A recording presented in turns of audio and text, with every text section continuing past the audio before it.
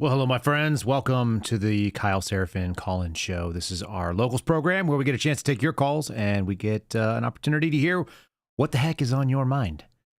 Yeah, that's what we're all about here. If you guys want to join the program, it's very easy to do. All you got to do is be part of either our locals or our ex-subscriber base. The phone number goes out over there. Although I might just throw it out into the main chat today. It seems like the right thing to do. It's like one of those days. Had kind of a interesting afternoon. Drove down and got a P.O. box. So that's pending. I wonder if I can throw that on the screen right now. Let's see here, folks. Let me see if I can do a little addition on the fly of our P.O. box. There was some contention about whether or not we would have an opportunity for people who wanted to send interesting items of whatever, for whatever reason, and you wanted to send them over here. I think we can make that happen. That seems like something that would be within our power. So let me throw it on the screen right here. Yeah, there it is. That's the P.O. box. If you want to write to the show, you can do so at 9073 West State Highway 29. I'm just a little bit south of Highway 29. It's Suite 110, Box 509, Liberty Hill, Texas. And the zip code is 78642. I don't know why there's a finally in the chat, but I see finally. You guys want to know? Like, that's it. That's the box. I went up there and the ladies, as I was signing up for it, they were like, oh, like, what should we be expecting? And I said, I have no idea. Hopefully no live animals. And they looked concerned. So that's the rule. No live animals. If you're going to send something to the show, Nicole or Christopher or St. Rose or Lemon or any of you that are thinking about sending me something, don't send me like chicks. Don't send me baby chickens, please. I don't have a place for them, although I think I would probably try to figure it out. Mostly, I just don't want to freak out the poor ladies there, and I will try to check it once a week. We'll say that. We'll just, and if you see something, if you send something and I need to be looking for it, you can always email the show, which I do take all the time. I actually might read one of your emails. There's a couple of really, really nice emails. I get a really mixed bag from you all, from all of the people that are out there listening. We get a little bit of crazy, wild requests that I don't know how to deal with. I just have no idea. I also get a fair amount of very, very nice thoughts, and then things that I would never consider and I have no idea what to do with. And like a small number of requests to do investigations into things that I'm not going to do it. Let me read this one. I didn't get permission to use a name, so I just want to read, but you know who wrote this, so I'll just read it to you guys because it's a nice one. It says, Kyle, really enjoy your show. I watch you on Rumble every day during my lunch hour. I appreciate that you are a diligent worker and only watching when you have your own time. There was a show segment today, 4/16, so that was yesterday, about Patel and Bongino that I 100% agree with. And so far, I'm very disappointed. These corrupt people need to be held to account. Not Patel and Bongino, obviously the people that are corrupt in the Bureau, or it'll just keep happening. If Democrats were in charge, they'd be, excuse my language, balls to the wall, going hard after people, and our side is la-di-da, la-di-da. So let's send a strongly worded letter, blah, blah, blah. That's a nice thought. I agree. There's more to it. On a personal note, impressed with the way that you love your wife and your babies. Yeah, well, that's where I just yelled at him a second ago because they were being wild. But that's it. That's what we're here for. That's what we're all about. I do appreciate you guys being in here. The first caller can jump in whenever. The phone number, I'm just going to tell you guys. Usually this is a call in. I change the number once a month. So this will actually work for next week too, I guess. I'll have to decide if we're going to do one during... Yeah, we'll do one next week too. The phone number is 281 area code 406-1895. If you guys are in the chat over on Rumble, you'll see it. I will actually put it out over on the chat on YouTube as well. So there we go. Kaboom. That's the phone number. And let's put it over on the folks who are watching. Let's see here if I can find it. Chat. There it is. If you're watching over on X, you won't see it. But those of you that are over on YouTube, anybody who wants to buzz in and get us started with thoughts of the day, this is what's been kind of kicking around with me. I keep hearing people, they're not saying it, but they're acting like we're supposed to trust the plan. And I have this Q video. I'll save it. I'll save the Q video. We'll bring our first caller on the line. First caller, who am I speaking with? Hello. Hello. Hello. Yep, you're on with you're on live. Who am I speaking to? This is Chris. I just sent you like 5 minutes in the chat. I am a truck driver from Virginia, and like I watched the Steve Bannon interview with United Truckers of America earlier, and nobody has a clue what's going on in trucking. It's like the foreigners that moved in, they get non-domiciled CDLs, they don't speak English, they don't know how to read the road signs, they get shoved through CDL school, and they're out here killing people on the road, and then they're taking jobs for half price. And it's a joke. How come Trump can't sign some executive order to fix that? That's a great question. I don't know. Who do you guys have a like a lobbying organization, or is there a group of people that advocate on behalf of truckers? Well, I heard earlier on the Steve Bannon interview that they have the Teamsters, but that's only like 5% of truckers, and it's only in certain spots of the world. The people that was on the show was American Truckers United, something Everett. I forget the guy's name. Everett and Gordon McGill. I think one's from Canada. And they're always from Illinois or something like that, but they know what's going on. There's been all kinds of laws in Arkansas lately that got shot down trying to fix this, but you know it's been the worst ones is like Amazon. Them Amazon relay trucks are killing people because the drivers don't know what they're doing. If you watch Bonehead Truckers, there'd be people pull up in truck stops and just like block everybody else off. I mean, it's crazy. How they get out here and run up and down the road killing people, and they can get a non-domiciled CDL, don't even speak English. I had to take a class through the FMCSA, and my counselor for the class was a foreigner who didn't speak English. Go deport him. That's crazy. All of that's crazy. I have work for the FMCSA. So I got a buddy who lives in New York who told me he almost got run off the road in his Tacoma, and it was a non-English speaking Amazon CDL truck, and he's got a CDL as well. Yep. So he's been driving trucks big and small all his life. You're right. I'm sure it's a real problem. And how interesting. You want to hear something crazy is truckers are on the road all the time. Yeah. Well, they don't have time to talk to nobody and do no political shit like that. So it's like nobody really knows what's going on. Just the truck drivers, and they talk to each other. So it's like nobody knows. But yeah. It's crazy, man. I was an Amazon truck stuck down here in the turns by my house the other day in the snow. And I come up to him because I have a CDL, and I was like, and he came up to me and he's like, excuse me, can you help me, please? And I was like, what? Shocked me. He couldn't even speak English. And I had to get in his truck and pull him down the road 100 feet and let him get back in it and drive. And we went to town and back, and damn if he wasn't stuck on a flat straight stretch a mile down the road. It's like, where do they get these people? Where do they get them? Yeah, they're obviously, there's obviously businesses that are incentivized to do this kind of stuff. Apparently anywhere but America, bud. But yeah, my name is Chris Black. I'm out of Virginia. I live up in the mountains of Virginia. We don't have that problem around here like I'm sure a lot of people do in some big cities. But it's just, they should put ICE at the truck stops. That's what they should do. Put immigration at every Love's and Flying J in the country, and wouldn't be long before that shit would come to an end. I don't hate that idea at all. That sounds like you know what? We always said this, the expression when I was in the military, and you probably heard this, but don't bring me problems, bring me solutions. ICE checkpoints or ICE guys just observing. I'll give you some solutions. I like that. No, that's a great solution. I'll put it out in the tweet. We'll tag Tom Holman. I don't know if he listens to it, but that's not a bad idea at all, because I'm sure they get some pretty good reward out of it, and it's not the worst thing to go hang out at a truck stop for a day. They could do it just every other day during the week or a couple times during the month and just pick off whoever's there, right?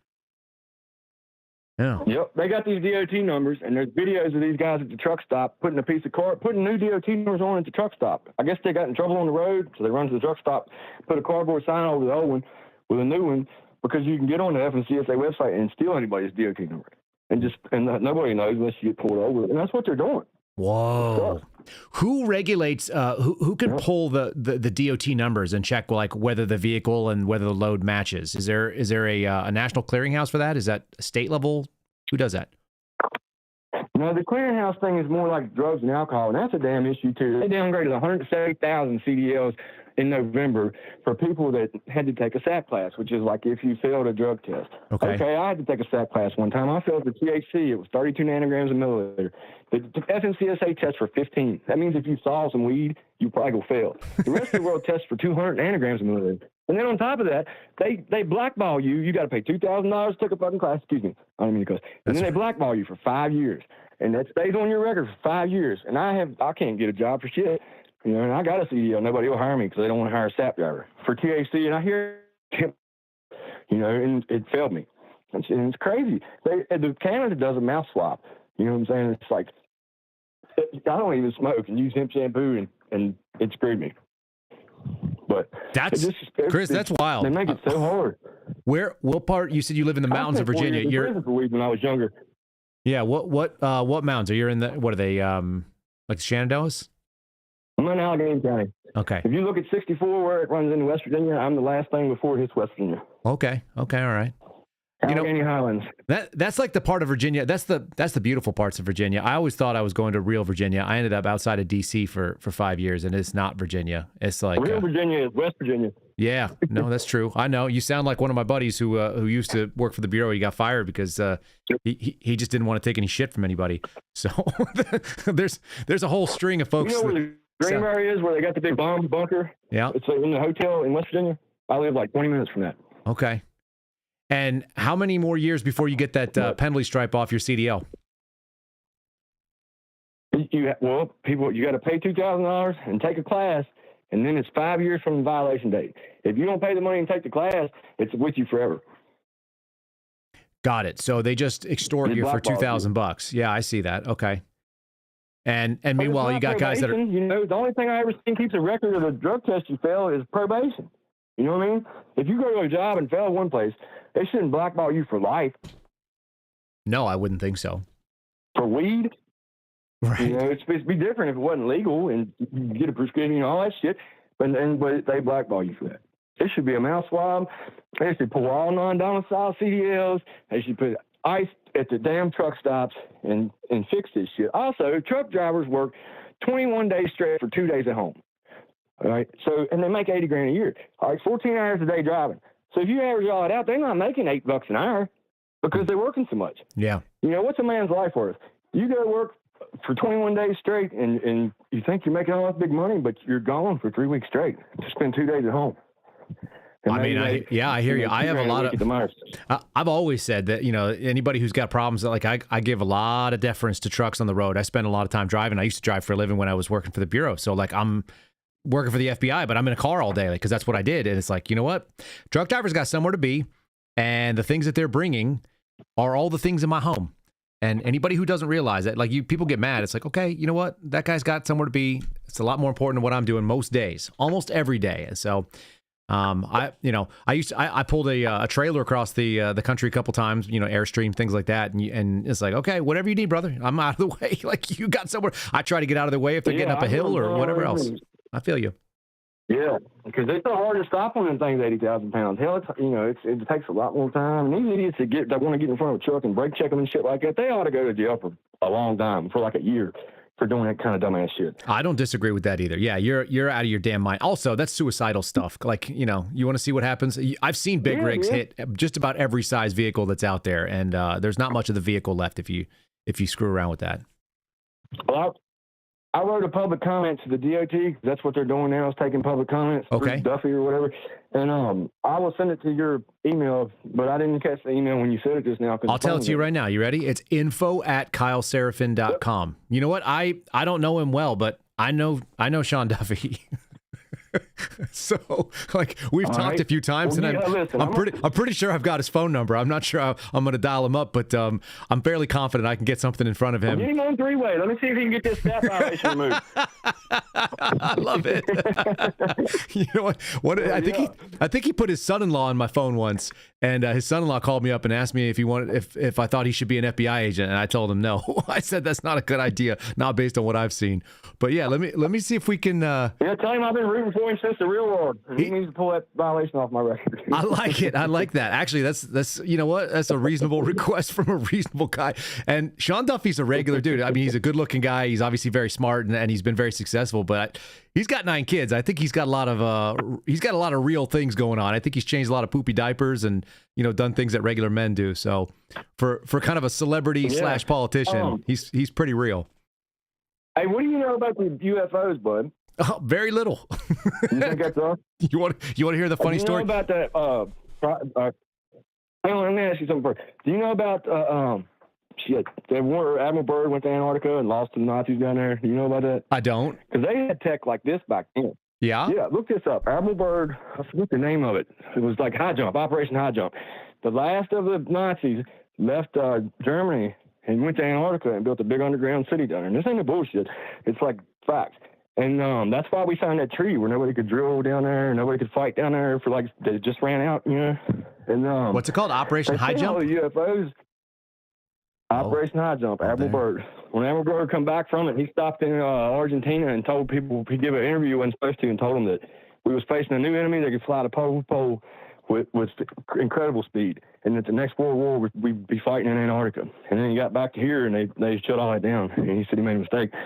But look up Robert Seppert. He's got videos on this stuff because, like, I mean, I hate to say it, I like Trump and Elon, but they all blonde-haired, blue-eyed freaking, you know, race, and Trump's always talking about that German descent. You know, See, Chris, this is what I figured when I opened the phone line up, that I'd be catching up. Questions I don't know the answer to, things that I don't know enough about. That's what I'm all about. I love it. And you know who knows the most about the wildest stuff? Things like, it's truckers, man. Truckers know about stuff that nobody else knows. You guys got a lot of time on your hands. Listen to podcasts all day going down the road. That's exactly right. I'm telling you, I had this conversation before. I said truck drivers have the opportunity to get more information than probably any other group of people on the planet at this point, because they're getting paid and they got their ears free. Most people, you know, they're doing something that it's not mindless. Obviously, there's a lot of work involved in it, but yeah, you can open your mind up to learn things. So I talk to truck drivers that know things about, you know, neuroscience, whether they know things about stuff that's going on in the upper atmosphere. They know things about how the climate changes. Yeah. They've got all kinds of scientific things they've been listening to, wild shit, the books on tape. Yeah, I believe you, man. Yeah, it just doesn't do any good. But it's like crazy stuff like that. People should know. If you look up Robert Seppert on YouTube, he's got all these videos on that kind of shit. But hey, listen, I appreciate you answering. That's the first time I tried to call, and the first time I've ever been on anything like this. So good luck, and keep doing what you're doing. Thanks, Chris. You killed it. I'll email you my public comment. I'll send it to the DOT. Do that. I'm very serious about it. info@kyleserafin.com. Send it along. I will make it as public as I can make it, which is, you know, no guarantees, but I'll use. Put it on there, X. I'll send it to you right now. Yeah, that's what I've got. That's what we got the X account for. Hell yeah. All right, on YouTube. My X again. I don't really mess with X much. All right, you have a good one. All right, you too. Thank you. Appreciate it. All right, that's Chris in Virginia. He's got a solution. He's got a question. That's the way to do it, y'all. If you got something going on, if you haven't figured out the answer already, I don't know the answer necessarily, but I'm happy to forward on. ICE at truck stops. What y'all think? We put them out there. Try to find these clowns. It is a real problem. It's a known problem that these guys are out there, and it's not just truckers that are dealing with it. There are stories coming out of Austin, Texas on a regular basis. Guys driving drunk, big trucks, a lot of them working on behalf of Amazon. I'll tell you guys while I'm waiting on the next call, one of the things that I saw, which is pretty insane, is that my surveillance team, when we were doing counterterrorism, and this was in Virginia, this is just outside of DC area, we had a Amazon package delivery guy. So he was in a van, right? He wasn't in a big truck or anything, but he was a long-time counterterrorism investigation subject. And we thought that he was going to try to go out there and either activate a bomb or activate something else dangerous. So he was going to do something nefarious. And we just followed him around on his Amazon truck. One of the weirdest cases I ever got put on. And the wildest piece is that when they executed a search warrant, they didn't find anything. Obviously, now the guy knows what's going on. He's all hinked up, as we would say. He's alert to the situation. And bosses at the FBI said, yeah, go ahead and let him just drive his truck route. So he went to Amazon, he got in his truck, and he just absconded. Took a runaway, ended up getting on a bus, taking that bus down to Atlanta, Georgia down to Mexico City down to like Panama City, I think. Tried to get on a plane to Marrakesh, which was going to fly over U.S. airspace, he was on a no-fly list. So he was already identified for that. He got booted out of Panama, booted out of Guatemala, booted out of Mexico, sent right back up to Northern Virginia, where we had to pick him back up and look at him again. You know, Amazon's hiring scruples are very sketchy, in my experience. If they could hire that dude, and I'm pretty sure he went back to work. He's just wearing that green vest. So there's some wild stuff out there. All right, I did bring this.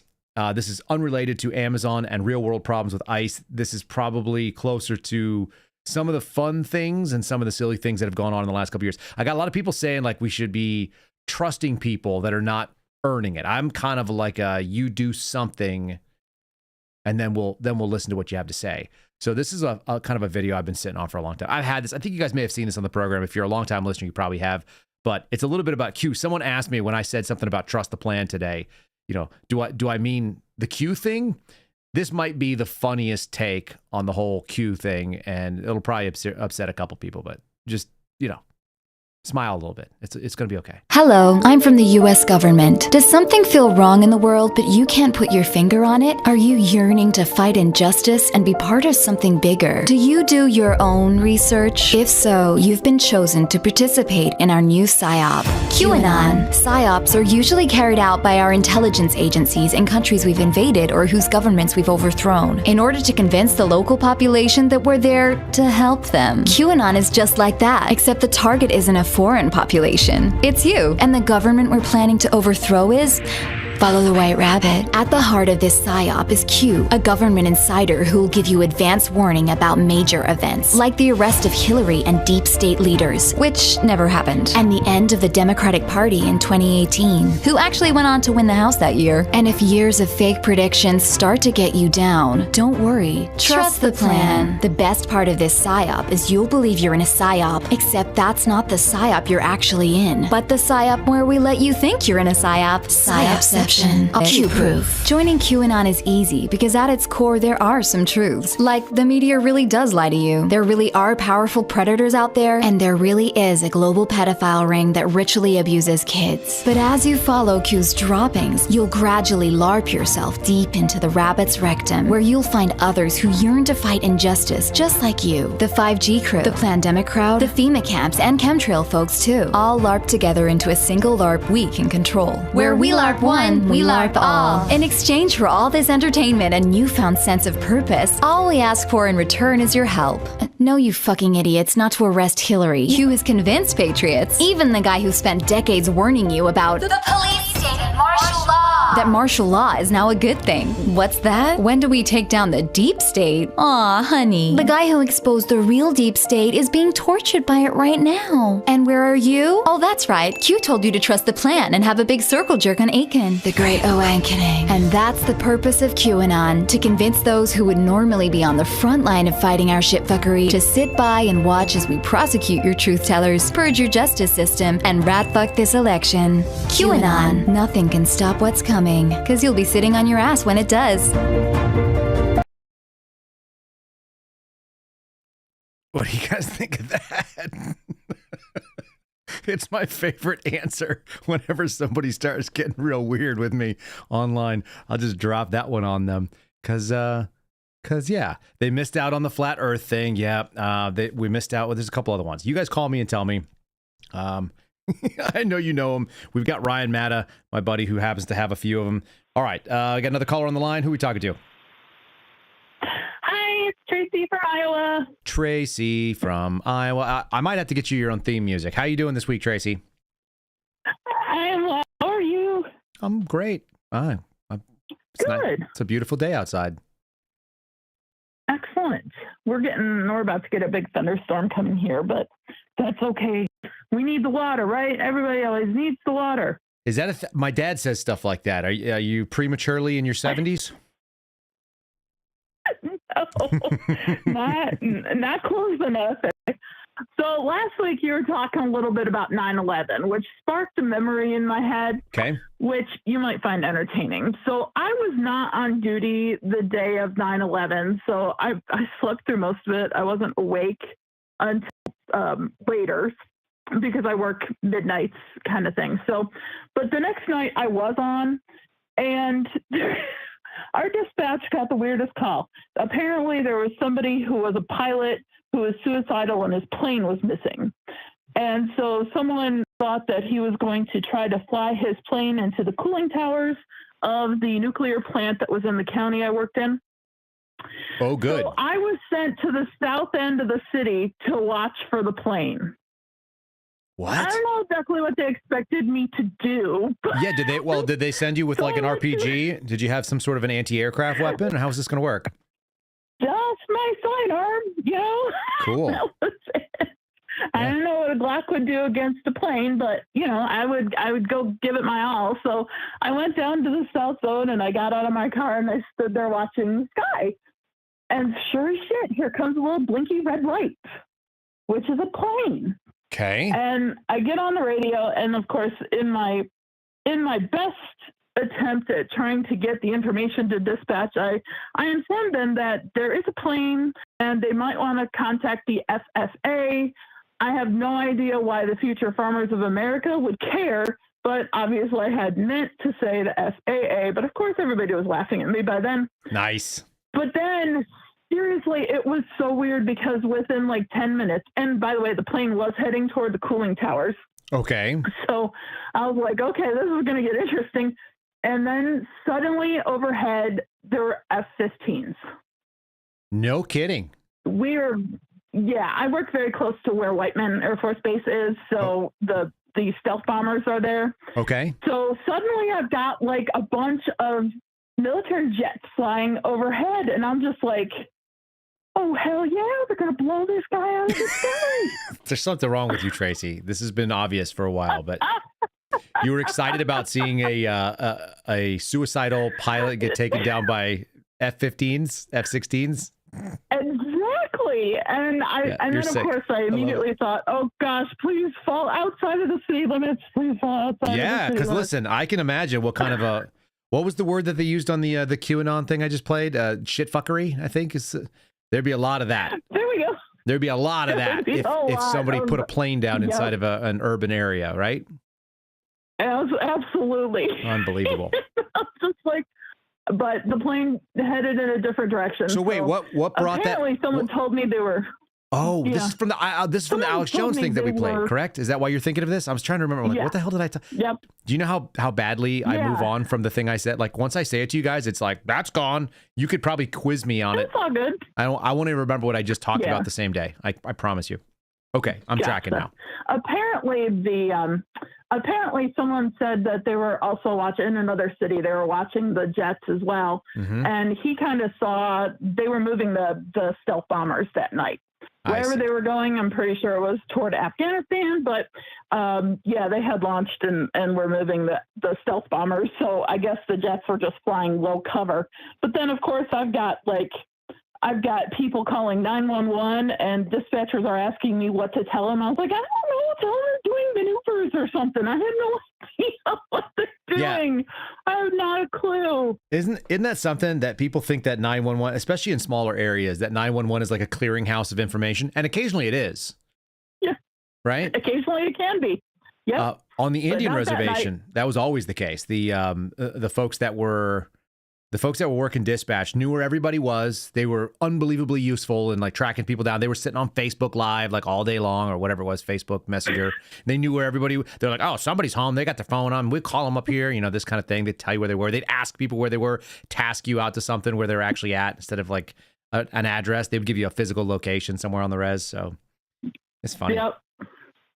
That's an interesting memory. The PO box. What's that? You're excited about the PO box? Thank you. Yes, I will send my book on its way to you. All right. I think we're gonna see some really interesting stuff. Like I said, hopefully it's not live animals, and I'm gonna be fine with it. But we have a very eclectic, interesting, generous, and possibly confusing audience with a little mixture of all of that in there. Based on the emails I get, I can only imagine what people, especially because people seemed excited about having a PO box, which made me when I got there, the ladies behind the counter, they go, what is it for? I go, oh, it's for a business. And they said, oh, okay, good. And I go, it's kind of an interesting business. And they go, what are you expecting? And I go, I don't know. Is there just about anything? Probably nothing alive if I'm lucky. Rose is going to send you something nice. Yeah, I think that there have been overtures of things coming my way. So somebody's been sending Steve Friend the Almond of the Month Club, which is a really nice thing to do. Oh, It keeps That's him. interesting. He just needs one or two to go through the whole week. Gotcha. Yep, exactly. Steve's not much of an eater. We rib Steve about his weight like basically nonstop. Just so you guys know, when he's not on the show, he's just getting hammered by it. Yeah. What I've always noticed about Steve is I think, and the whole time I've been watching you guys, I've only seen his arms and hands once. Literally, that is you never see below his shoulders, like ever. That's a really specific thing. Why do you think so? All right, so Tracy, here's the deal. A long time ago, it feels like it was decades ago, but it was only probably 2 years ago. I had a conversation with Steve, and I said, whenever you're being interviewed on television, because he'd never done it, and I didn't have any experience either, but I just sort of had an idea of what I needed to do. I said, just imagine that you're testifying. You're just sitting in the stand, right? And you're going to just say things that are true. So I gave him that parameter, and when I see him on newscasts, less so on Friendly Fridays, because when he's with me, he's more Steve Friend than normal. But he does kind of testify. He does kind of sit ramrod straight, and he just goes. He just locks in. And you've never seen his hands or his arms. Well, they're about what you think they look like. They look like a runner. He looks like a runner. He's not a weak guy. I mean, Steve's a strong dude. He's just small. He's like he's lighter build than me, less dense build than me. So we're both about the same height, but I've got about 25 pounds on him because he's running it all off all the time. I'm impressed that he does 12 miles a day, something like that. Yeah, no, he's a freak. He definitely has mental problems. Definitely. Yes. He's definitely doing that running therapy. I actually asked him, because we're going to be looking for another full-time instructor at our college, and I asked him if he had, it's not my fault, the Department of Education requires a master's degree. He doesn't have one, but he was just like, I have no intention of moving back to Iowa. Nope, it's not happening. I don't blame you. No, he can't handle it anymore. I feel like that's kind of like my... set in Florida. Yep, exactly. My dad used to live in Wisconsin. That's where he was born. That's where he grew up. And once he got out of there, he doesn't even like places that are cold ever. So, it's just like some people, like he did his time and that was it. And what's funny is that Steve wasn't actually from a cold place. He was from a warm place. He's from the South, and then somehow managed to go. Okay. I guess it must have been cold at Notre Dame though, right? Indiana's not warm. It gets cold there. No, it's not warm there. Yeah. He was probably too young to care. Yeah. He's so fun. He is fun. He's one of the he's one of the many blessings that this whole weird life that I've kind of stepped into has granted me. Absolutely. Mm-hmm. So I will let you get more phone calls in tonight. Keep up the great work. We'll talk to you soon. Thanks, Tracy. Thanks for the story. That was good. You made me laugh a lot. Bye-bye. All right. Excellent. Bye-bye. Have a good night. That's what we're all about. That's actually that was a legit belly laugh, because I see Steve as Steve, and I see him walking around like in his regular life. We'll do FaceTimes, folks. And so he'll be on in the morning program, and I'll just have to ask him if he'll show people his arms. I can't believe that. I usually have him, so he's usually cropped. I don't usually show him in a full screen, but I think he's pretty disciplined about keeping his hands down. Whereas me, as you guys know, I talk with my hands, I talk with my fingers, and I'm constantly, laying it out. I got to be really cautious too about where I put the microphone. And I now have sort of a second nature that I can gesticulate as wildly as I like, and I know where this thing is in space and time. But yeah, all right. That's solid stuff. Thanks for the call, Tracy. Thanks for the call, Chris. I got your email. So, Chris, I did see it come in here. I will forward that out there, and we'll make a next post out of it. I like that idea. I think it makes an awful lot of sense. So we've had a couple of little fun things here. Let's see. You guys always get riled up about this. I feel like this is something I just put in just for you. This is just for our calling audience. I don't know. This is like our thing right now. What's your name? What? What is your name? Tony! Fuck you, Tony! What's your name? Ezekiel! Fuck you, Ezekiel! Fuck you! Fuck you! Hey, you know what I did last night? You better not bring my mother into this! You know what I did? You better not! I broke that fly over there. Oh! And I fucked your mother next to it. Fuck you, Ezekiel! Fuck you! Fuck you!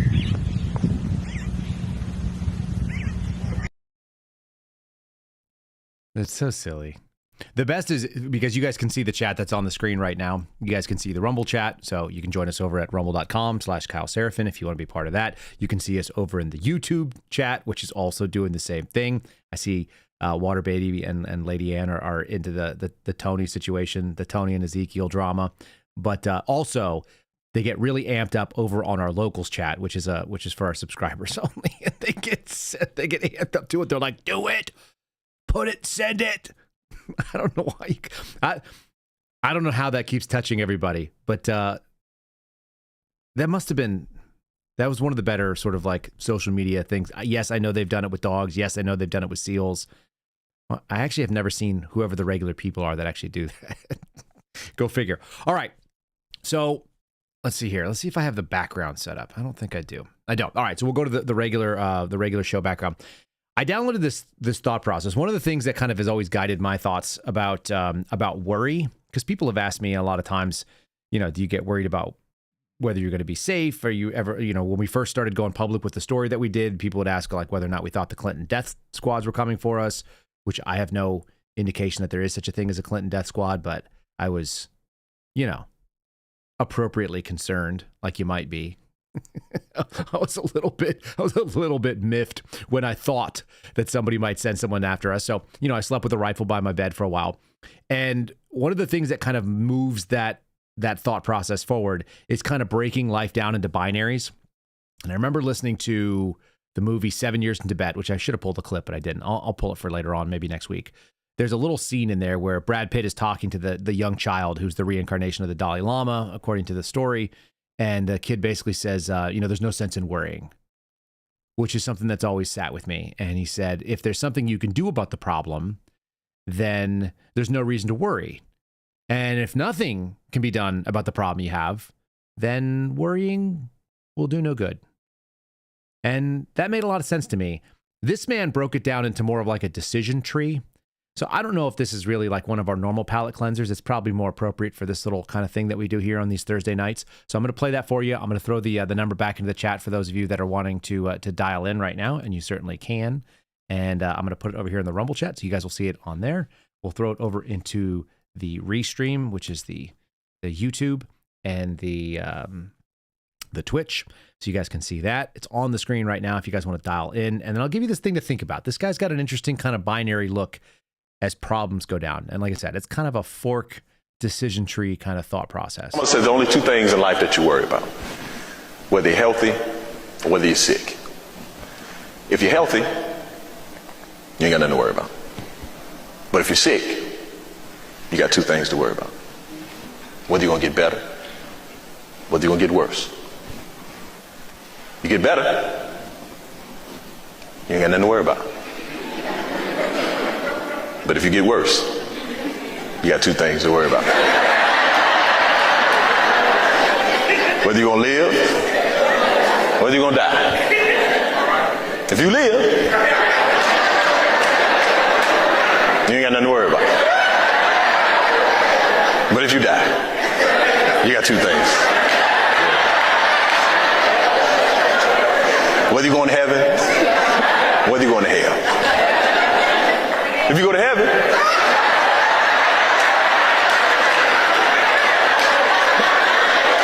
you ain't got nothing to worry about. But if you go to hell, you got two things to worry about. Original or extra crispy? That's the What y'all think? Original, extra crispy. I don't know. I think he could dress that little bit up, but I like it. I like the idea that you've only got real, two things at any given time that might come at you, and there's no reason to get too concerned or upset about things that you can either solve or you can't.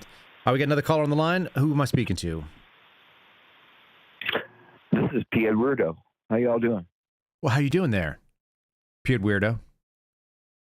Well, I'm hanging in there, Yeah, because, life is life. It's just a thing. You got to get on with doing what you can do with what you got. Yeah. What do you think? You got there's two options at all times? Yeah, I think I got about one option most of my life, and that's like, one of those things where it's like, the wife says, we're not going to get a dog. And, I say, we're going to get a dog. And we're not getting a dog after all. We're not getting a dog. Compromise a little bit. Yeah. So that reminds me of a joke. It's not my experience with marriage, but it is a marriage joke. You want to hear it? Of course. So here it is. I had this is how you get like a little punch in the arm by your wife if you're out in public and you say this thing. But I had a guy say that all good marriages involve a degree of compromise, right? And exactly. That means everybody's going to basically have to get some of the things they want, but they can't get everything. It's like, okay. And so the state of compromise is to say that you're permanently not getting everything you want. So you have to give up on a little bit, which means you're kind of a little bit disappointed at all times. And so he said a perfectly successful marriage means you're just a little bit disappointed at all times. Right. There's also, too many people these days think that marriage is like a 50-50 thing. And it's not, man. No. It's 100%. It's 100%. It just, it's 100%, 100%. It just depends on I don't care about a lot of things. My wife gets to decide whatever she wants to do on those things. And then, the things that I care about, like there's no negotiation there either. And it's probably the same for you. I think a lot of people find that, once you put your foot down on certain things, it's like, family safety. That might be your purview, right? Or some kind of specific diet or medical problem. It's like, well, there's no negotiation here. This is not, it's not up for negotiation. Not for it to work. Well, me and that lewd woman that I've been shacking up with for 40 years, we've come, we've come a long ways. We've raised 4 kids, and it's tough, man. It just gets hard sometimes and lose track of the things. And I had a visitor come visit me last week. He's a guy that got his boat sunk. He got rescued by the Coast Guard off Florida when the hurricane hit. So he gets himself this motorcycle, this Yugoslavian or Kazakhstani. It used to be Russian motorcycle, a Ural, U-R-A-L. I'm familiar. And, it's got a sidecar set up, and he's got a dog, and he's making his way out to Arizona, I think is what he's doing, 50 miles a day approximately, just pulling off, wherever he can find. He keeps telling me, I can't wait to get out where there's public land. He goes, there ain't no public land out here, man. He goes, I got to ask permission everywhere I go. So, yeah, he's going to have to ask permission until he gets to New Mexico, but that's okay. Hell yeah. Yeah. But, it stirred up a hell of a row here with the old lady, and damn, I got a lot of making up to do because, damn. What can I say, man? So, hold on. So, you took on a freeloader. And just to be clear, I heard you say that lewd lady I've been shacking up with for 40 years. Is that what I heard? Oh, yeah. Mm-hmm. Oh, yeah. That lewd woman, yeah, she drives me crazy, man. That is a very specific generational thing that I think it skipped my generation. I've never talked about my wife that way, but I like it. It's special. There's a special kind of love in that. Right. So, and you brought in one of your friends. You brought in a buddy, and now you got to pay the cost. What's going to get you back in her good graces, you think? Oh man, I'm trying to figure it out right now because it was a hell of a big deal. Because I've known a guy for 15 years. Okay, he used to be a gunsmith up in Colorado Springs. Okay, and then he moved to Florida. He moved to fulfill his life's dream. He was going to sail around the world. He was going to making his way through the Gulf, and when the hurricane hit, and he just left. He left for safe harbor a day late. He said he saw land. But his bilge, his motor was swamped. His bilge wasn't working. He was already taking on more water than he could pump out. And he resigns himself to him and his dog are just going to hang out. He said he got 3 squawks on his emergency, help me thing before the water hit his radio, fried everything out. This is like a country song. It was totally. It's like I'm listening to this guy. He gives me updates. He's like, I'm here, I'm doing this and that. So he's coming up the the Gulf. After getting his motorcycle and everything together. Right. And it's like he's piecing it together as he goes. I got to admire the guy. He's got gumption. He does. I nicknamed him when he did this whole boat thing because it was a 30 32-foot sailboat with motor. And he didn't know the water from. This guy came from Colorado, for crying out loud. The deepest water he's seen is the river. That's it. He's never seen the ocean. Right. So he got out to the ocean and he did his thing, man. He was actually doing it, man. You know, I got to admire the guy, but damn, just the way things go. Mother Nature said, no. I kept imagining that Captain Dan scene from Forrest Gump. You know, with him out there, shaking his fist to God, going, yeah, you bring it on. That guy goes, okay. Yeah. What a wild choice in life, this guy. Oh yeah. He lost 2/3 of everything when he left Colorado, and he lost the other third in the Gulf. They because when they pick you up, they don't leave your derelict boat floating around. I mean, he had his I think the stern was out of the water, but the bow was down in the water. Okay. So it was still floating, just kind of bobbing around like a bobber. And they put that thing down, man. They have when they get you out of there, hopefully they get you, they were so happy because they got somebody alive. Usually people they pluck out of the water, have a great potential of being not alive. Sure. Especially pets. Yeah, for sure. That makes sense. Golden retriever. And he actually had his life vest on. Okay. So when the Coast Guard guy shows up, he asks us, "What do you need?" He goes, "I need you and your dog in the water." And boom, they both jumped in the water. And the first thing the guy says goes, "Damn, glad you got a life vest for that dog, man." It made their day. That's solid. Pretty cool. Yeah. He's got a great story. Hopefully he journals it, but it wasn't a good time when he landed here. He got to Ed's place, and it was like, oh man, I mean, you couldn't have picked a worse time. Yeah, was there some additional drama that was happening? Was he a compounding factor in some other drama? Oh no! Just it got into a shouting match, which was interpreted, very badly by the little lady, and yeah. Well, the rest is history. I guess I didn't punch him in the head and kick him out on the boot, or kick him out of the house, during a rainstorm and stuff. We had. Oh God, I could go on about this, man. He shows up. I think you got a country song in your hands you need to write, and maybe he should be composing it maybe he should be doing voice messages to himself while he's riding on his Kazakhstanian, Russian Ural motorcycle cruising across. And he's got the dog in the sidecar. Is that right? I thought you were setting me up for a joke. So yeah. Ed, I thought you were setting me up for a joke. That's what I thought. No, his dog's name is Gun. Gun. And and he's got doggles.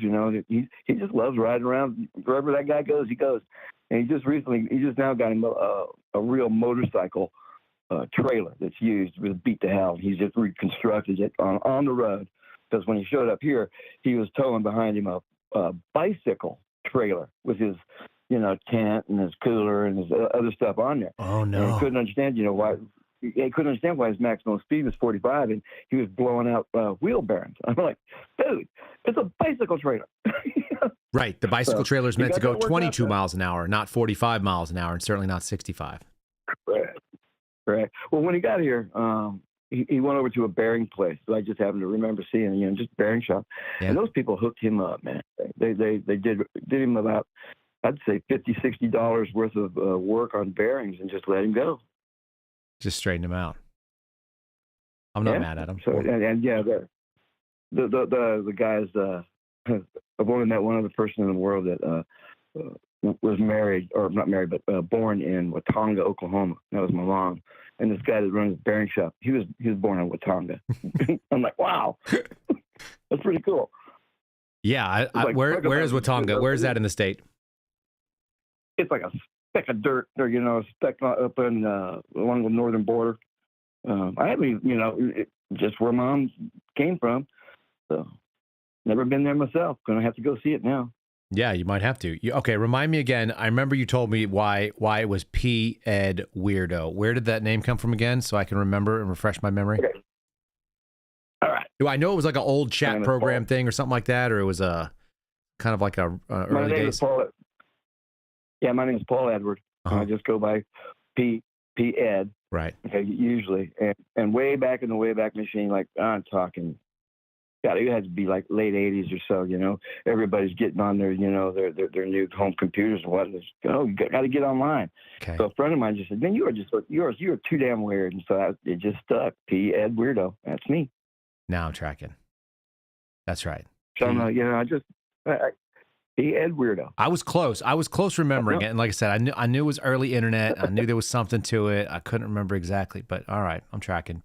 Yeah, Paul Edward. Yeah, people look at that P. Ed and right away they're like, oh, what is that? It's like, nah, dang, you know, it's like It didn't have the same meaning back then, did it? Not at all. Not at all. You know what? You can be weird. You know, why be normal? Well, we used to have less brevity, I feel like, in our society. We didn't abbreviate every single thing to the shortest possible way. So people didn't mind saying things like pedophile, right? I mean, they just spelled it out, but they probably did call those people weirdos, to be fair. To be fair, you know, there are different varying levels of weird that you can be on. You know, you can be the angry cops weirdos. You can be. I keep seeing Neo Dave. He's on the chat now and again. He says, "Greetings and hallucinations, weirdos." I'm like, yeah, that's my dude. You understand? What's the handle? Neo Dave. Anejo Day. Yeah, oh yeah, yes. Yeah, absolutely. Yeah. And the guy that does Angry Cops, Angry Drill Sergeant, he's on YouTube. He always signs off his shows with, "See you later, weirdos." It's like, okay, I'm hooked. Those are my kind of people. Yeah, I referred to a couple of my friends as freaks and savages and things like that to somebody, and I remember it was a female colleague, and she goes, "Why are you so mean to your friends?" And I went, "Well, those are terms of endearment right there. Like, you know, all my friends are freaks. That's just how they are. You know, I only want to hang out with the weirdos and the savages. Like, I don't want to hang out with regular people. Like, I don't have anything to do with that. That's not my tribe. My tribe is extreme, and we're not. You know, we say weird stuff to each other. So it's a total guy brotherhood kind of thing. It's like, I miss my brother, you know, so much, but he's butt ugly, and he was like, hey, butt ugly, how you doing? And it's like, I'm doing fine, my fugly. And so that's, you know, and then we were bros back that way. You know what? It reminds me of that one little classic moment that's in what is the movie? The Clint Eastwood movie, Gran Torino. You know, when he's teaching that kid how to be a man. And he takes him to the barbershop and goes, "How you doing, you stupid Polak, you know, barber," and whatever. And then he has the kid do it, and the kid, you know, they immediately just turn on him just to screw with him, just to light him up. Make him feel like he doesn't understand it. Yeah. Yeah. Good movie. I love that. It's all good. All right, man. I just wanted to call in and say, hey, man, it's been a while. I've been kind of down the dumps about the whole thing, but I don't know. I'm hoping it'll not be the end of our 40 years. Nah, you know what? Just let her know you're going to make a lot of money off it. You're going to put it all to a couple of different chords, and you're going to start working on that out in the garage by yourself for a bit. And I think you got a winner. The story is, like I said, I thought I was being set up for like one of those epic jokes. I was like, I feel like I've heard all these, but I haven't heard this one yet, so I'm going to let it play out. Well, I wish you know, I laugh at every joke 3 times, you know. Yeah. Once when I hear it, once when I tell it, and once when I finally get it. Yeah, that's exactly right. Yeah.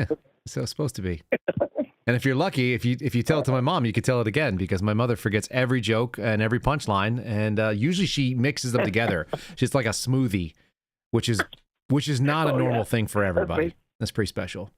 All right, man. Thanks, Kyle. Thanks for calling in. I appreciate it. Thanks for refreshing me on the name too. Now every time I see it again, I'll try to remember it. Yeah, there's that weirdo dude. Yeah. There's that weirdo. All right, weirdo. All right, appreciate it. Good night. Yeah, have a good one. Outstanding. What y'all think? I think there's a country song there. I'm not an expert, but I've heard a lot of country. I've heard a lot of like real country. They all have a pretty good story. Isn't that what they claim? The best bit about country is that it's about the stories. For those of you who are seeing over on the screen right now, if you're seeing that our bot, that's a bot that keeps like spitting out the same things to YouTube and Restream. There's some setting that changes that. I just don't know what it is. So bear with me. I apologize. You're probably getting double messages over on YouTube, but I don't mean to spam you. I guess I'm spamming my own chat to it. It's not my intention. We'll take 1 or 2 more depending on what it is. I saw we missed a call because we had Mr. P. Ed Weirdo on hanging out with us, and I'll take another one here. I should also say this, now that I'm sitting here next to this phone, I think some of you, not the majority of you, but some of you use Facebook, and I don't ever. Like, basically, I never use Facebook. Like, I've got all this stuff in front of me. If you guys are watching on the screen, you can see we got all the technology, and I cannot figure out for the life of me how to use Meta products in general. I just hate them. I hate them because I don't like the people that run them, but I also hate the way that their interface plays. So I have absolutely zero idea on how to connect on Facebook, and I don't want to start. I don't even know what happens if we add friends. I haven't had Facebook friends for 15 years, probably 15 years. So I don't intend to add any friends on Facebook. I don't know what to do with it. I don't even stream there anymore. We did for a while, but we kept getting taken down. A lot of you actually would do something and realize that the minute that you tag me, it would knock you out, and it would take you out of it would like immediately pull down your post or put you guys on a block list. And I don't want to do that. There's Crypto Rick out here. I've seen old Crypto Rick. I'm not in a little while. It's giving me a hard time about the spamming. So if the missed call that we had, if you guys want to call back in, I'll let it happen here. There we go. Got a call coming in, so we'll go ahead and talk to a couple more people, like I said, and then we'll shut this thing down for the night. You're on live. Who am I speaking to? Rose. Oh, it's Rose. Hello, Rose. You just dropping. Rose. You just dropping on me. She said it's just Rose. What happens when you play a country song backwards? I know the answer to this, but you might as well give it to me. Go ahead. You get your house back, your truck back, and your dog back. Mm-hmm. And your wife walks back in the door, I think, or girlfriend, something like that. Oh, there you go. Yeah, I said that. You just undo all the crap that happened in your life, is what you mean. Exactly.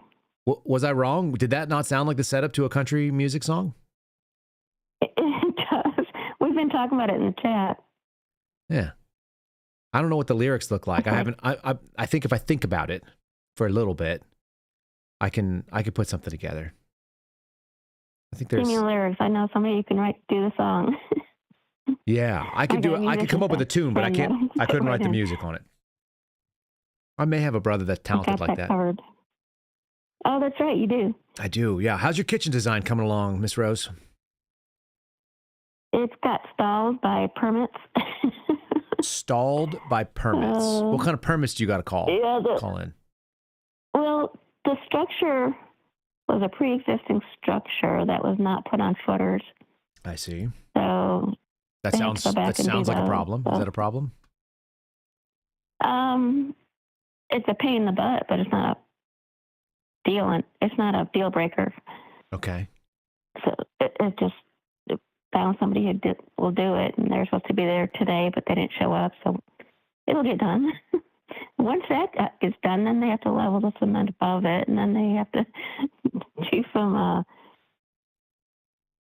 studs and drywall, and then the kitchen can go in. It's laid out, though. Okay. So we're moving along, but not at the rate that you would otherwise be moving along. Is that fair? Bingo. Typical, yeah. I mean, because I feel like you would get something done. There would not be like a lot of like screwing around. Yeah. Is that a fair guess? You're getting to know me so well. Have you talked to my family? I have not, but just saying. Did we? Someone tagged you in on something earlier? Did they not? I was trying to remember. My brain's not like locked in on it, but there was some sort of.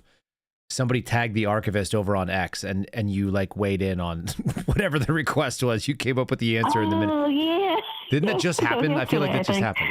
What was it? Yes, it was yesterday.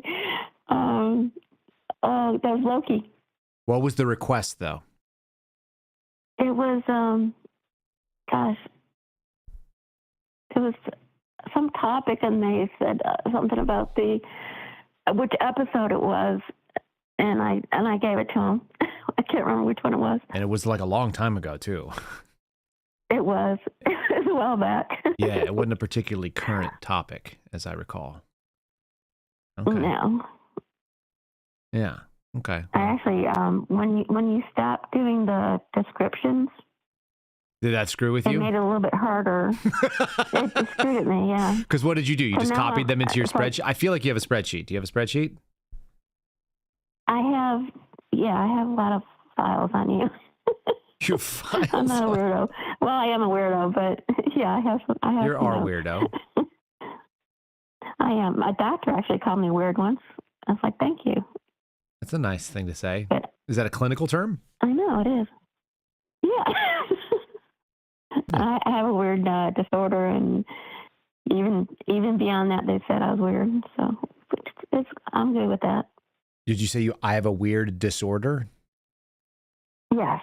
Do you want to elaborate, or is that just you're just tossing that out there? Yeah, it's called RSD, CRPS. The old term is RSD. Now it's called CRPS. I don't know what any of those things are. So, sure. Chronic. Yeah, a lot of doctors don't even know what it is. It's chronic regional pain syndrome. It's a neurological disorder where your pain signals get stuck on. They get stuck on what? It's weird. Oh, they get stuck on? Is that what you said? Yeah, they get stuck on. Yeah, that's different than like the sort of fibromyalgia, which is like everything hurts and no one knows why. This is like a more specific. Yes.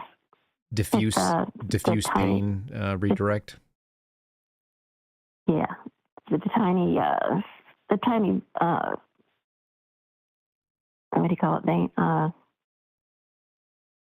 I just lost my train of thought. The nerves, tiny nerves get damaged, and it sends signals to the next set, and next set, and next set. It travels. Yeah. What do you do for something like that? So, is it medication? End up in a. Go ahead. Yeah, it started in 2005. I ended up in a wheelchair that you blow in a straw, like Christopher Reeves. Sit and puff. And then I eventually worked my way back out of it. No, I eventually worked my way back out of it several years later. And I went through a couple of years of therapy to be able to walk again. That's crazy. That's really crazy. It's wild. Do a lot of people end up recovering and actually moving around, or do most people just end up sitting around? No. Suicide rate's like 70 or 80% higher than the normal. Yikes. Suicide rate. Yeah. Yeah. And the doctor said I had one of the worst cases at one point, but I don't play with that. So you just mentally overcame it. I kept going. I did. I kept going. Yeah. And then you're moving people's crap across the country. That had a lot to do with. Yeah, that had a lot to do with it. I imagine so. He zapped me. He literally zapped me. And it started getting better, and started on therapy and blah blah blah. Long story short. Well, that's the short version of, I'm sure, a pretty wild and painful story, but that's intense. Oh yeah. I had by the way, one of your so I got your DM, right? Requesting the PO box. That actually got me, just so you know, that got me off my ass. Thank you. Rose, yeah, this is, you don't know this, but this is first of all, I have a mental aversion to mailboxes. I have had that for a very long time, and it probably came from being poor in college or bad with money in college and not having money to pay bills, and I just didn't like going to the mailbox. So I have no joy in going to the mailbox ever, even if I know there's stuff in there. I'm like, I'll just send my kids. Like, my kids get thrilled about going. Is that why you knocked your friends over? No. Did you know the story about how I knocked my friends over? I don't know the full story. I just know you did. So my neighbor, whose name was Ramon, Border Patrol, was probably the nicest dude that I've ever lived across the street from, and really neat guy. He had a daughter who's nonverbal autistic, who's a real sweetheart. It kind of threw us off when we first moved in because she just walked into our house because her uncle used to live there, and that was kind of off-putting. And we were like, whoa, like, this is our new like little space, like you're real protective of your space, and you don't want someone to come in and violate your new home or whatever. And then I realized like kind of like what was going on, and I just didn't have any background on it, so it kind of threw me off. And then I ended up realizing what a cool guy he was. So we were neighbors for 2 years, and somewhere towards the second half of the second year, I guess, I was working on my crappy truck, and I set the emergency brake, which basically meant I didn't do anything because the emergency brake didn't really set, and I didn't chalk the wheels because I'm dumb. And I was working, and it was an inclined driveway, not a real steep incline, but enough that if you were to like put a ball on it, it would roll down there, no question. Like, it wouldn't slow down. It would just start rolling right away, right? And so I'm dicking around into this truck, which has 35 or 33 inch tires on it. So it's lifted real high, and I'm hanging out underneath there, and I'm trying to replace a very rusty, crappy drive shaft, which I don't know how to do per se, but it's actually really easy mechanically. So I dropped the front part of the drive shaft, and then I disconnected it from the rear, and it obviously like allowed the rear wheels, which were part of the they were parked, to just roll, right? Because the transmission disengaged once I pulled it out from like once I pulled the teeth disconnected. So the truck rolled, and it would have killed me because it caught me, like the differential caught me in the head, and it started pushing me downward, and I couldn't figure out where I was. So I just basically like tucked my chin really, really aggressively, kind of pushed my body forward with just my neck, which really hurt me for days. And my arm missed getting rolled over, and then my head getting ripped off by probably a couple of inches tops. Like it was just a split second. I just made the right choice, and I got underneath it, and I tucked in, and the truck rolled right over the top of me, like the dumbest person that ever lived, laying on the ground. And the truck rolled down my stupid driveway and across the street, and it just went straight into his mailbox, which exploded like somebody put an explosive device in it. It just exploded. Like it was a 5-mile-an-hour crash with a mailbox, and there was nothing standing afterwards. It was a stone mailbox, and like all the mortar exploded. The stones were all over the place. It was wild. I mean, it was a big truck. I mean, this is like a 7,500 pound truck, but still just wild as shit to watch this thing just explode. And I'm laying there, and my neck is hurt. The truck is in the middle of the road. It doesn't have a drive shaft, so I can't back it up. It's just stuck there. I'm not going to be able to push it back up the hill. It won't stop anyway. And I'm looking like, holy shit, what have I just done? And I can't believe I'm still alive. Like, that was retarded. And it was. So thank you, Lord. What did I do? Yeah, it was just one of those moments where I just looked and I was like, oh my God. And I destroyed this guy's mailbox, like, which was also like a real problem. So I swap out the drive shaft in the middle of the road, which is also retarded, but I did it. And then, I've got like a little blood in my head from the back of my head where the thing hit me. And I fire it up, and I back it up, and it's just, like, it runs just fine. Like, the truck is totally fine. It's got a little scratch on the front fender because it didn't hurt it at all. Scratched the bumper, put a little dent in it, but no big deal. And then like the mailbox is just exploded. So he comes home, and I'm so apologetic, and I'm like, man, I'm so sorry I did this. I'm such an idiot. Like, I did this stupid thing. And he just gives me hugs. He's like, I'm glad you're all right, bro. He's like, I hated that fucking mailbox. I wanted to break it anyway. And I'm like, no, you didn't. That's stupid. I'm like, don't give me that. And he was like, no, for real, bro. I hated it. I didn't like where it was. I didn't like anything about it. Like, I'm glad it's gone. Like, I hated it, and you killed it, and that's good. And I'm like, dude. You're welcome. I said, call somebody out, and like, what do you want to do? He's like, I'm thinking about putting a package vault in my front yard. I'm going to put a little pad, and I'm going to put a package vault, because he was like ordering expensive online, deliveries. And I go, oh, okay. Some kind of collectibles he was doing. And I go, cool. I go, well, just find out what it would cost to rebuild your mailbox and give me the bill, and I'm going to send it to my insurance company, and I'm going to claim the entire amount. And he was like, you don't have to do that. I'm like, dude, I'm doing it. Like, I'm claiming everything. I pay insurance every single month, and I had a thing, so I'm going to claim it. So I have a non-driven, no other party involved property damage. Like, I didn't drive the truck. I didn't hit any other person, and the vehicle, and I ended up putting a new bumper on my truck and buying him a package vault. So, but that was how I blew up his mailbox, and he was an awesome sport about it. If you ever blow up somebody's mailbox, pray that you have a neighbor like that. Pray, have Ramon. Yeah. Oh gosh. I should hit him up. That's good. He's one of the great. I've had some really, really good luck, is what I realized. I've had some of the best neighbors, and I bet you that's a really common experience, like if you just go out. We were not one of my favorite neighbors is named Tony. Well, as long as your name is not Ezekiel, you probably get along okay. Exactly. What a weird thing that they made this video. Also, Tony is a really common name, I feel like, although I don't know a lot of Tonys. But Ezekiel is not a very common name. I don't know any Ezekiels that I can think of. It's just biblical, that's all. Yeah, for sure. I don't think I know anybody in person that has that name. Our buddy Renzo is he's posting exploding mailboxes now, which I guess that means that he went out there and found a picture of a blowing up mailbox. Renzo. Yeah, there's something wrong with him. We like him, but He's kind of like Keep it P-Ed driven. weirdo. He's our weirdo, but he's out there, right? Yep. Yeah. I love it. We have the best group. We got a good group. We do. I've been kind of blown away that I'm just saying the folks over on YouTube are starting to show up on there, and I'm sure it's because they're coming from Barry Cunningham's program, which is great because I went on his program. They asked me to come on it one time, and I was like, oh, I don't know who that is. And they're like, he's got all these followers. I go, okay, cool. Like that doesn't mean anything to me. I just don't know. I don't know what he's about. So I talked to him, and I went, that was really fun. It's kind of like talking to somebody else's grandfather for me, or somebody else's dad, I guess, at this point in my, because he's probably in my dad's age bracket or closer. It's nice. It's nice to talk to people. Yeah, it was a good chat. You've been on there twice now?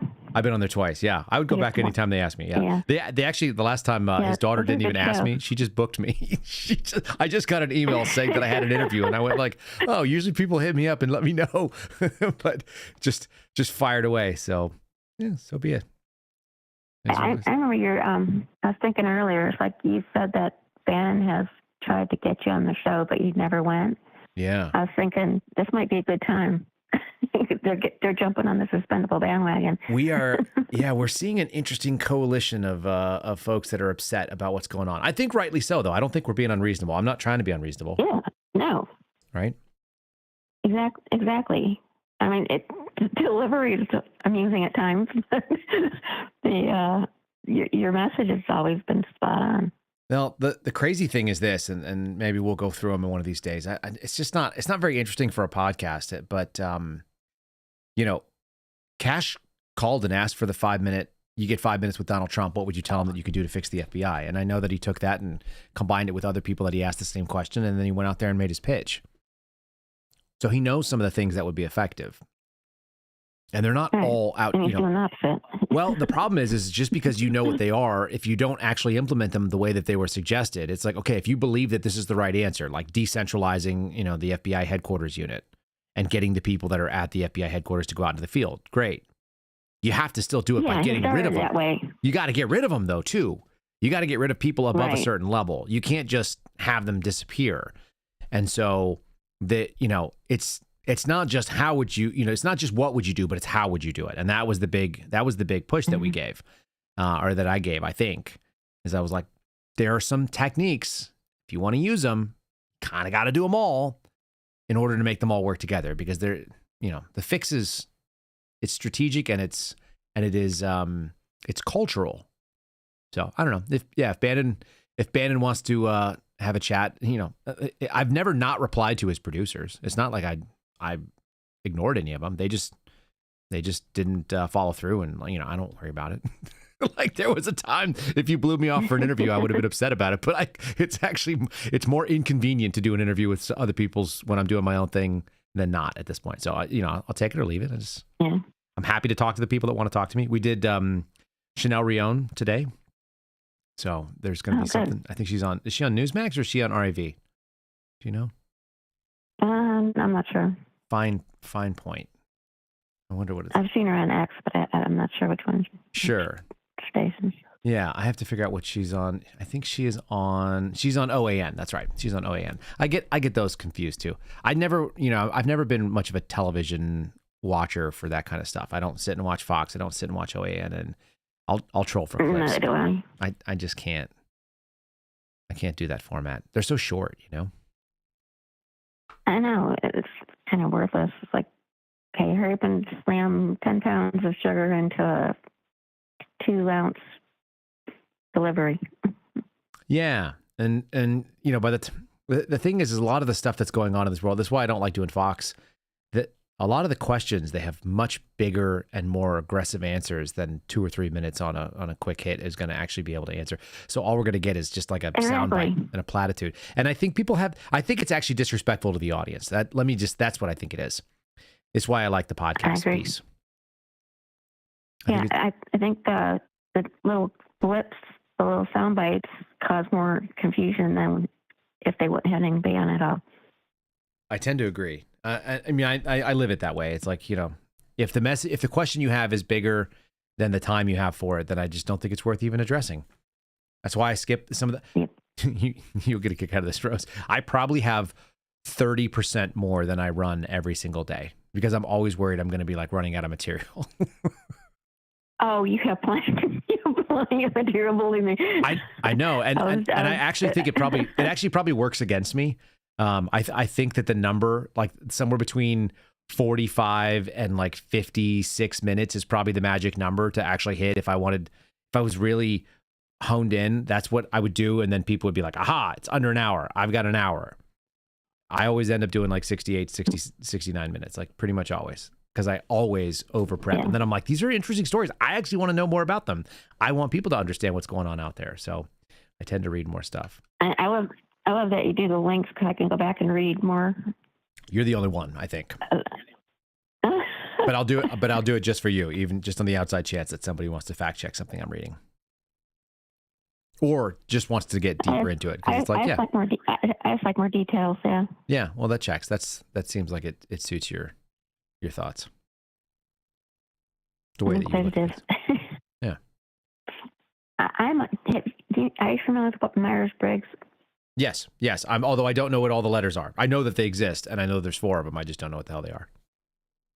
I'm INFJ, which is 1% of how most people think. Yeah, tell me what it is.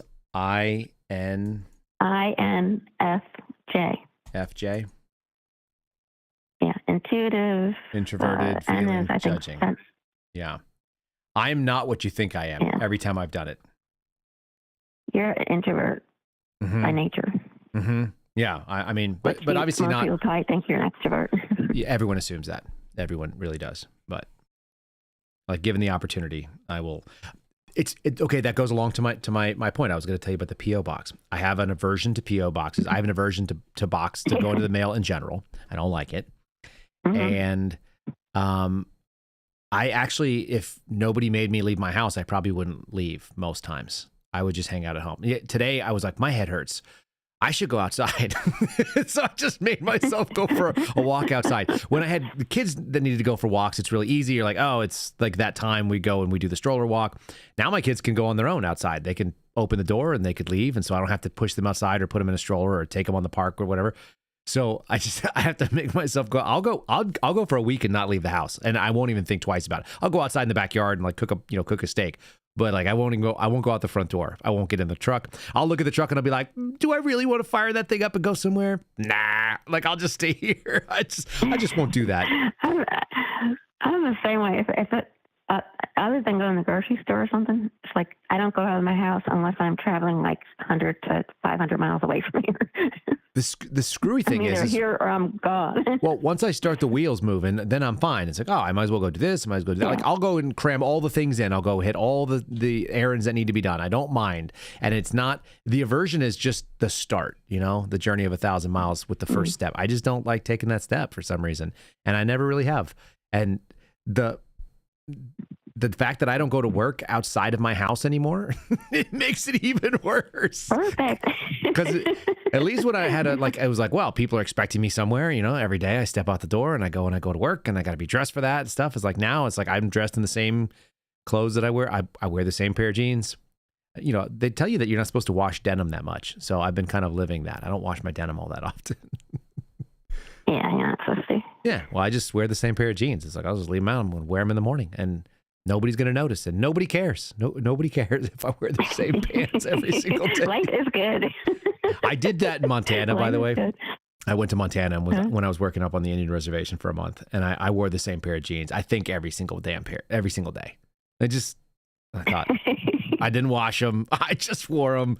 I had the under garments because it was freezing outside, so I had like another layer on. But I just wear the same freaking jeans every single day, and I thought, yeah, that's what these jeans are supposed to be doing. These are like the way miners used to wear their jeans. They just put on the same dirty pair of jeans every day.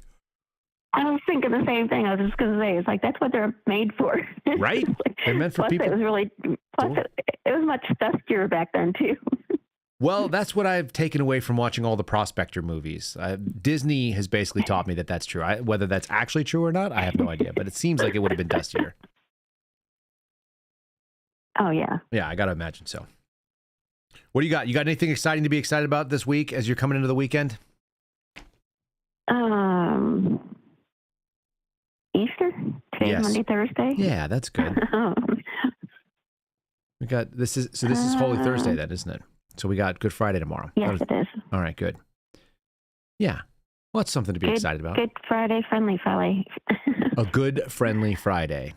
You just named my episode, so that'll be working good. And then I've got I've got Andy Scheckman on again. You remember Andy Scheckman? Oh yeah. I brought him on. We just did a tight hour, but pretty interesting conversation as well. He's such a nice man. Yeah. I find the best follows from your guests. There's some good ones out there, huh? Yeah, real good. Yeah, there's some good folks. Diverse and interesting people. I think so too. Yeah, it's funny. Rob Green just followed me today. Well, you're probably a little bit famous now, so. Right, sure. Rob's good people. Well, my Rob thinks that I can do things that I can't do. He'll hit me up and say things to me, and I'm like, I'm not actually able to do that. That sounds awesome. I wish I could. Like, you think more highly of me than the reality of it would actually be, I'd be able to capitalize on, but appreciate it. If you can't do it, you know somebody who can do it. Maybe so. That tends to be the case. Yeah, I got a journalist asking me questions. Hey, can you confirm this thing? It's like, I'll try. You know, I will. I don't think I can, but I'll give it a shot. All right. You're like a dog with a bone. Yeah, especially when it's like, shenanigans out there in the world. All right, so since you're the responsible party here, I'm going to put it up on the screen one more time. This is we'll start adding it to the regular show, but if you want to write to the show, if you're one of the info at KyleSerafin.com. Yeah, info at KyleSerafin.com is the email, and the PO box is now 9073 West State Highway 29. It's kind of a unruly. That's probably going to keep people away. It's a long one. Yeah, Suite 110, Box 509, Liberty Hill, Texas. 78642. I've got it in my notes already. Of course you do. I'll post it. I will post it in chat tomorrow. I expect to see it in the chat, and I expect that you will indeed post it. There's no doubt in my mind that is coming, so I appreciate that. I think I told you a while back, it's like there's been requests for it so many times, and it's like, not yet. I like that you're keeping track of it though, and yeah, that's like I said, it got me off my butt to go do it, and then Mr. Roush wrote me a thing. He said I had to write back to him. I go, you're sicking Rose on me in the DMs, and he said, well, told me. He said, I figure you wouldn't say no to St. Rose, and I went, okay, man. I got it done within the hour, Rose. After that, so. Just saying. I worked against my inertia, and we got it done. There you go. So there it is. Sooner or later. I'll get the phone too. I'm patient. Right. Well, I appreciate you. I hope you have a wonderful next couple days during the end of Holy Week here. And you too. Happy Easter. I hope your permits come in. Yeah, and happy Easter. All right. Have a blessed night. You too. Have a great one. All right. Thanks. Bye. Bye. All right, folks. I think I'm going to call it a night. It's 8:30. It's perfect. We'll go in and do the we'll do another call. So if you just joined us now, I just saw a couple of you on the chat there. The call-in show generally starts over at 8:00 Eastern, 7 here in Texas, and we will do it again next Thursday, like we always do. We'll throw the line out to a couple people. There's one more call. Should we do one more? Yeah, we should do one more. We'll do one more call. One more call. We'll do one more call. Who am I talking to? This is Stevie Wonder. There he is. How you doing, sir? And I got a quick one for you. I love it. Send it. You talking about being suspicious about post office boxes. Mm-hmm. I got a letter last week from the U.S. Department of Justice. Oh, good. District of Columbia, Patrick Henry Building, and it says, Dear Stephen White, the enclosed information is provided by the United States Department of Justice Victim Notification System. Have you ever heard of the Victim Notification System? Uh-huh. It's real. It's real. I'm very suspicious. Yeah, no, that's a thing. And so, you know, I just, it almost sounds like a birthday party for, you know, mobs leaders. Yeah, sure. Show up and get whacked. You know, with me being on your call about the medical underground and me being a spook and you know, being in D.C. on January the 6th, you know, well, I have to wonder. Yeah, what did they tell you? They said that they're just notifying you that you may be a victim of something? Yeah, exactly. And they mentioned this guy, and I have no idea what they're talking about. They don't mention any kind of transactions. They just said your name came up, and you know, and so I'm not responding. Yeah, no, I think that's fine. Yeah, there is a federal requirement for them to reach out to people that are victims of crime if they think that you may be, and a lot of that stuff comes from their cyber division, so that's possibly a thing. But you know, being suspicious is how you stay alive sometimes. So I don't hate that for you. It does make your heart go a little bit faster when you get that stupid envelope and you got to open it up. It's not a good feeling. I know it. Well, that's the thing. Ever since January the 6th, and you know how all the J6s have been treated. Being that I was in the area, you know, I've been close to my sheriff here locally, and you know, it doesn't matter. They told me they would get overruled by the feds. And, you know, I hear it's still going on in spite, you know, with this guy getting this, what was Steve Jensen? Yeah, he just got put in charge. Yeah, he's in charge of the Washington field office. Yep. Yeah, I mean, you know, I'm sorry, but I just do not trust my government one goddamn bit. I'm with you. What a sad thing that they've done in the last couple of years to people who otherwise didn't have animosity towards them. Exactly. And I mean, these are guys that have fought for our country, police officers, firefighters, yep. You know, in prison for peacefully protesting. You know, that's just nuts. And here's the other last but not least. Yes, sir. You mentioned extreme. Okay. Mm-hmm. Well, I'm enjoying extreme altitude Malbec from Argentina. Hard to get, and I've been through 467 grapes out of like 2,000 worldwide varieties. Okay. And this Malbec I've absolutely fallen in love with. What's the vineyard? Well, it's all over the place. Most of it's from the Calchaquí Valley. Okay. North of Buenos Aires. Is it Buenos Aires? Yeah. And literally it pours like ink. Oh wow. It's black ink. And I mean the ABV on it is 14.6%. Oh my. So I mean, it's really up there. Yeah. And the thing is, you take a sip of it, and I bought 3 bottles. I'd never done this in my life. Okay, this was a splurge. Bought 3 bottles, paid $165 a bottle. Whoa. And that's my price through a wine club. Okay. And this is rated 96 to 98 by the, you know, people that know. Okay. And in Argentinian restaurants, you normally don't see this outside of Argentina because the guy only produces 2,000 bottles a year, and this wine club took 1,000 of them. I see. So I got 3 of those 1,000, and I bought a wine chiller. And, you know, this is precious. This is like gold to me. Okay. Yeah, sounds like it. And literally, it's the first in my life. But I've fallen in absolute love with the stuff. Well, that's not nothing. And you know what? If it's you only got so much time on Earth, you got to spend it on something. It's called extreme altitude wine, and it grows up to like 9,000 feet in altitude, the vineyards. And so, I mean, it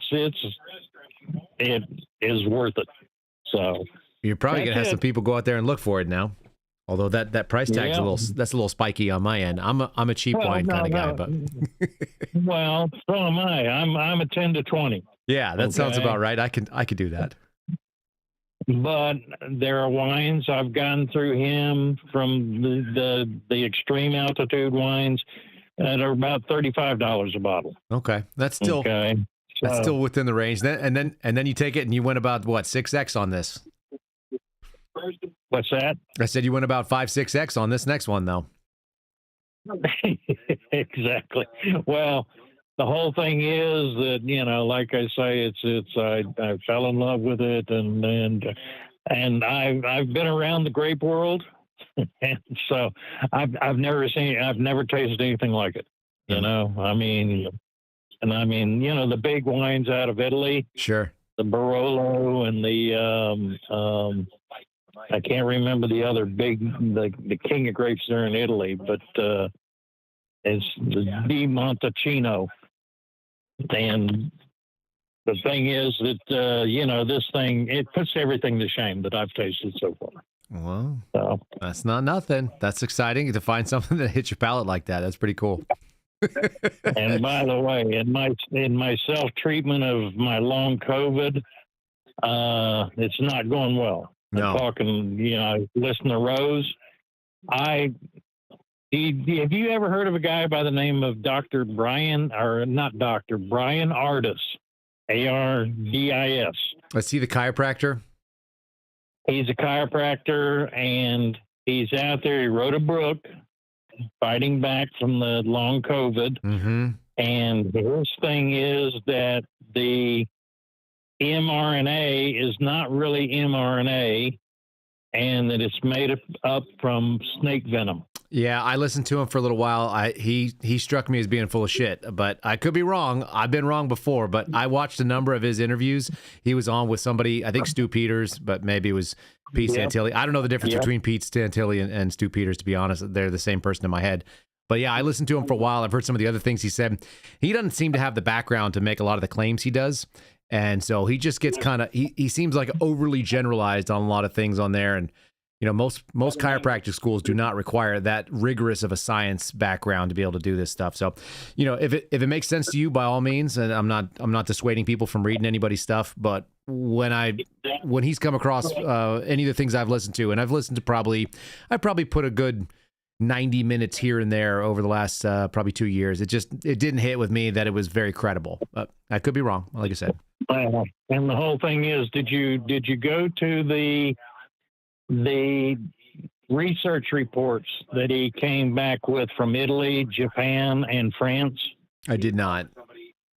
Okay, well, see, that's the thing I have. Okay. Like I said, I've gone back to and also he has also referenced NIH reports, mm-hmm. and the drug companies actually have patents on snake venom.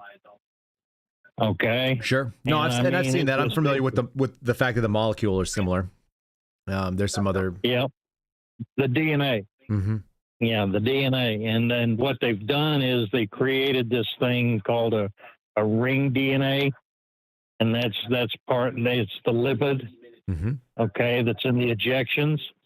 And I mean, it just, I know what you're saying. He sounds a little far out to me, but at the same time, with what's going on with me, I started out with my feet going numb. I've now got drop foot. I got a dead nerve.